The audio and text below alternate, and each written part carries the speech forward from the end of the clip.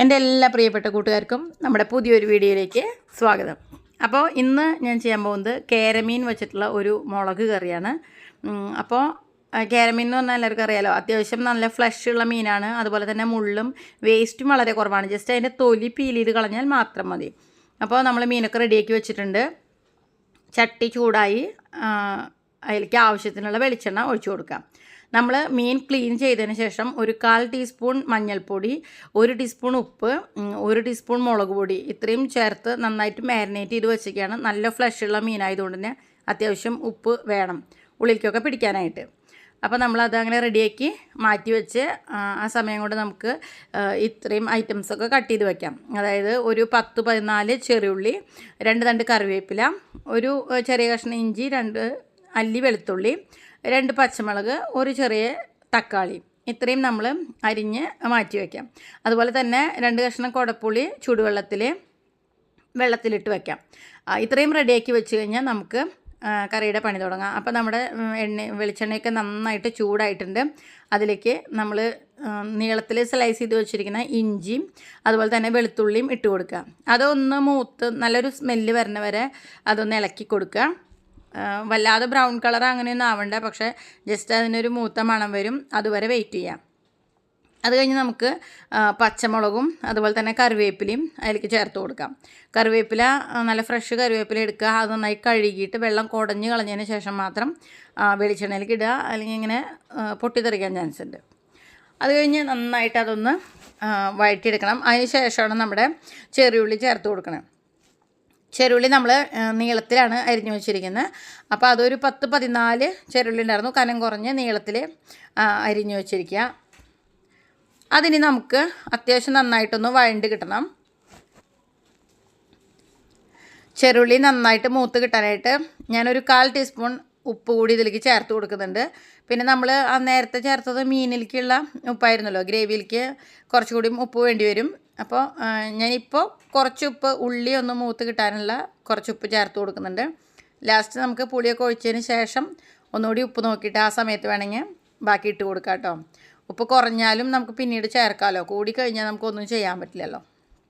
നന്നായിട്ട് ഇളക്കി കൊടുക്കുക. അപ്പോൾ നമ്മൾ തീ ആദ്യം ആ എണ്ണ ചൂടാവാൻ മാത്രമാണ് തീ ഒന്ന് ഇത്തിരി ഒരു കൂടുതൽ വെച്ചിട്ടുണ്ടായിരുന്നത്. അതിന് ശേഷം എപ്പോഴും നമ്മൾ ലോ ഫ്ലെയിമിൽ വെച്ചിട്ടാണ് വയ്ക്കുന്നത്. നമ്മൾ എനിക്ക് പണ്ട് ഇതൊന്നും അറിയണ്ടായിരുന്നില്ല. പണ്ട് ഈ ചട്ടി ഹൈ ഫ്ലെയിമിൽ ഇരുന്ന് ചൂടായിട്ടാന്ന് തോന്നുന്നു അതിൻ്റെ ചട്ടിയുടെ അടിയിലൊക്കെ നല്ല ക്രാക്ക് വീണിട്ടുണ്ട്. അപ്പോൾ നമ്മളെപ്പോഴും ഒരു മീഡിയം ഫ്ലെയിമിൽ വെച്ച് മാത്രമേ, ഇപ്പോൾ ഗ്യാസിൻ്റെ ആ ചൂടെന്ന് പറയുമ്പോൾ പോയിൻറ്റഡ് ആയിട്ടുള്ള ആ ചൂട് ഇങ്ങനെ ഫുൾ കണ്ടിന്യൂസ് ആയിട്ട് ചട്ടിയുടെ അടിയിൽ അടിക്കുകയല്ലേ. അപ്പോൾ അതുകൊണ്ട് തന്നെ നമ്മൾ മീഡിയം തീ മതി. ചട്ടി ചൂടായി കഴിഞ്ഞാൽ ആ ഒരു ചെറിയ തീ മതി. അപ്പോൾ അത് അത്യാവശ്യം സോട്ടായിട്ട് ഉള്ളിയുടെ അളവൊക്കെ വല്ലാതെ ചുരുങ്ങി വന്നിട്ടുണ്ട്. അപ്പോൾ ഇനി ഇതിലേക്ക് നമുക്ക് ഞാൻ പൊടികൾ എടുത്ത് വെച്ചിട്ടുണ്ട്. അതായത് 1.5 ടീസ്പൂൺ മല്ലിപ്പൊടി, അതുപോലെ തന്നെ 1 ടീസ്പൂൺ മുളക് പൊടി, 1/4 ടീസ്പൂൺ വീതം ഉലുവപ്പൊടിയും മഞ്ഞൾപ്പൊടിയും.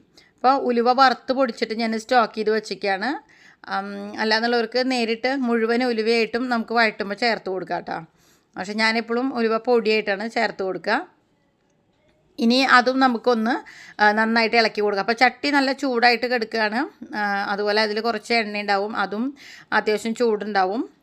അപ്പോൾ അതിൻ്റെ ഒരു കളറ് മാറണ വരെ, അല്ലെങ്കിൽ അതിൻ്റെ ഒരു പച്ചമണം മാറണ വരെ നമ്മൾ നന്നായിട്ടൊന്ന് ഇളക്കി കൊടുക്കുക. എല്ലാം കൂടി നന്നായിട്ടൊന്ന് യോജിപ്പാവണ വരെ കേട്ടോ. ഇനി നമുക്ക് അതിലേക്ക് തക്കാളി ചേർത്ത് കൊടുക്കാം. അപ്പോൾ അധികം പഴുത്തിട്ടില്ലാത്തൊരു തക്കാളിയാണ് ഞാൻ ചേർത്ത് കൊടുത്തത്, അതുകൊണ്ട് കണ്ടമാനം പുളിയൊന്നും ഉണ്ടാവില്ല. തക്കാളി എന്നാലും അതിൻ്റെ ടേസ്റ്റൊക്കെ ഒന്ന് ബാലൻസ് ചെയ്യാനായിട്ടും ഇത്തിരി ചാറിന് കൊഴുപ്പ് കൂടാനായിട്ടും തക്കാളി നല്ലതാണ്. അപ്പോൾ തക്കാളിയും ചേർത്ത് നമ്മൾ നന്നായിട്ടൊന്ന് വഴറ്റി കൊടുക്കാം. തീ അപ്പോഴും ചെറിയ തീയിൽ തന്നെയാണ് അത് വഴറ്റി കൊടുക്കണേ. മുഴുവനായിട്ട് അങ്ങനെ വഴറ്റി അലിഞ്ഞു പോണ വിധത്തിലൊന്നും ആവണ്ട. നമ്മളിനി വെള്ളം ഒഴിച്ചത് തിളപ്പിക്കാൻ പോവാണ്. ഇപ്പോൾ വെള്ളം എന്ന് പറയുന്നത് നമ്മൾ ചൂടുവെള്ളത്തിൽ 2 പീസ് കുടംപുളി ഇട്ട് വെച്ചിട്ടുണ്ടായിരുന്നു. അപ്പോൾ ആ വെള്ളമാണ് നമ്മൾ ഒഴിച്ചു കൊടുക്കണം. അത് കഴിഞ്ഞിട്ട് പിന്നെ കുറച്ചും കൂടി വെള്ളം വേണമെന്നുണ്ടെങ്കിൽ ഇളം ചൂടുവെള്ളം ഒഴിച്ചു കൊടുക്കുക കേട്ടോ. അപ്പോൾ നമ്മൾ 2 പീസ് കുടംപുളിയും ആവശ്യത്തിനുള്ള പുളിവെള്ളവും ഒഴിച്ചു കൊടുത്തിട്ടുണ്ട്. ഇനി ആ പൊടികൾ കെട്ടാതിരിക്കാൻ വേണ്ടി നമ്മൾ നന്നായിട്ട് കയ്യിൽ വെച്ച് ഇളക്കി എല്ലായിടത്തേക്കും ഒരുപോലെ അലിഞ്ഞു ചേരുന്ന വിധത്തിൽ ഇളക്കി കൊടുക്കുക.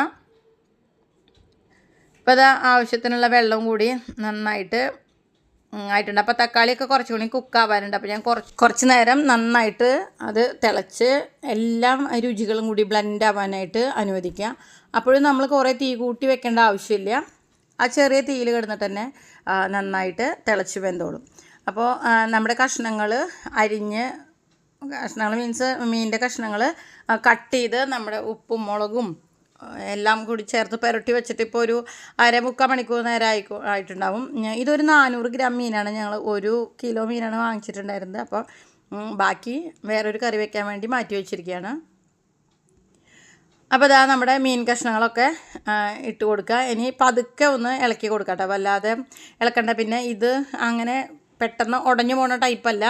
അത് കഴിഞ്ഞ് ഞാൻ കുറച്ചുകൂടി മീനിൻ്റെ നെഗൊക്കെ കുറച്ചുകൂടി ചൂടുവെള്ളം ഒഴിച്ചു കൊടുത്തിട്ടുണ്ട് കേട്ടോ. ഇനി ഇത് ആ പുളി ഉപ്പൊക്കെയുള്ള ആ ചാറിൽ കിടന്ന് നന്നായിട്ടൊന്ന് വെന്ത് വരട്ടെ. ഇതിൻ്റെ ഒരു പകുതി കുക്കാവണ സമയത്ത് നമ്മൾ ഈ ചാറൊന്ന് ടേസ്റ്റ് ചെയ്ത് നോക്കണം. ഈ ഒരു സമയത്ത് അതിലത്തെ ഉപ്പും മുളകൊക്കെ ഒന്ന് ഇറങ്ങിയിട്ടുണ്ടാവും കഷ്ണങ്ങളിൽ. അപ്പോൾ ഈ സമയത്ത് നമ്മൾ ചാറിൻ്റെ ടേസ്റ്റ് ഒന്ന് നോക്കാം. അപ്പോൾ ഉപ്പോ മുളകോ എന്തെങ്കിലും കുറവുണ്ടെങ്കിൽ നമുക്ക് ഈ ഒരു സമയത്ത് ചേർത്ത് കൊടുക്കാം. ഇപ്പോൾ ഇതിലെല്ലാം ഓക്കെയാണ്. ഞാൻ കുറച്ച് ഉപ്പ് കൂടി ചേർത്ത് കൊടുത്തിട്ടുണ്ട്. ഇനി ലാസ്റ്റ് നമ്മൾ ഒരു തണ്ട് കറിവേപ്പില കൂടി നമ്മൾ അതിലേക്ക് ഒന്ന് ചേർത്ത് കൊടുക്കണം കേട്ടോ. അപ്പോൾ അതൊക്കെ കൂടി നല്ല സ്മെല്ല് വരുന്നുണ്ട്, കറി തിളച്ച് വരുന്നുണ്ട്. ലാസ്റ്റ് ഒരു ഓഫ് ആക്കണതിന് മുന്നേ കുറച്ച് പച്ച വെളിച്ചെണ്ണ കൂടി ഒഴിച്ച് കൊടുക്കാം. അപ്പോൾ ആ വെളിച്ചെണ്ണ ഞാൻ ആ ഒരു സ്പൂണിലെടുത്തുകൊണ്ട് തന്നെ അത് കറിയിലൊന്ന് ഇളക്കിയെടുക്കാൻ കേട്ടോ. ഇപ്പോൾ നമ്മുടെ കറി നല്ല റെഡി ആയിട്ടുണ്ട്. എല്ലാവർക്കും വീഡിയോ ഇഷ്ടപ്പെട്ടിട്ടുണ്ടാവും എന്ന് വിചാരിക്കുന്നു. അടുത്ത കുക്കിംഗ് വീഡിയോയുമായിട്ട് വേഗം വരാം. അതുവരെയും എല്ലാവർക്കും ബൈ.